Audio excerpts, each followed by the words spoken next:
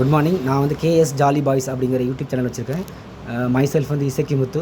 எப்போயாவது வீடியோ அப்பப்போ போடுவேன். இன்றைக்கி கண்டிப்பாக போட்டே ஆகணும். ஏன்னா நாடே உத்து நோக்கிற ஒரு எலெக்ஷன் வந்து பார்த்திங்கன்னா 2026 தமிழ்நாடு எலெக்ஷன். இதில் வந்து பார்த்திங்கன்னா தவிர்க்க முடியாத ஒரு சக்தியாக விஜய் இருக்கிறாரு. இந்த எலெக்ஷனோட முடிவு லைவ் வச்சு நான் சொல்லலை, என்னுடைய உள் உணர்வுலேருந்து நான் சொல்கிறேன். என்னென்னா இன்ஸ்டிங்ஸ் உள்ளுணர்வு சொல்லுவாங்க.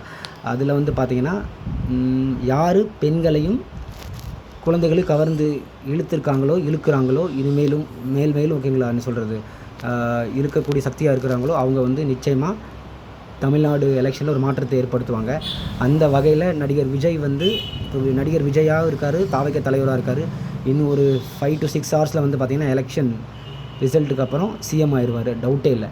மேபி ஒரு வெரி ஃபியூ ஓட் கவுண்டிங்கில் வந்து பார்த்திங்கன்னா அவர் வந்து கொஞ்சம் சிஎம் ஆக முடியலனா கூட எதிர்க்கட்சி தலைவராக இருப்பார், மக்களுக்கான குரலாக இருப்பார். நடிகனுக்கு என்ன தெரியும், நடிகருக்கு மக்கள் பிரச்சனை தெரியுமா தெரியாதா அப்படிங்கிற விவாதத்துக்குள்ளே நான் போகலை.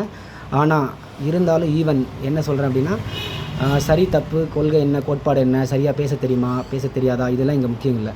வந்தால் மக்களுக்கு என்ன செய்வாங்க அதுவும் வந்து அதுக்கு அப்பாற்பட்டது தான். ஆனால் அவர் மேலே மக்கள் வந்து பார்த்திங்கன்னா அதிக அன்பில் இருக்காங்க, கிரேஸில் இருக்காங்க, ஓட்டு போட்டிருக்காங்க.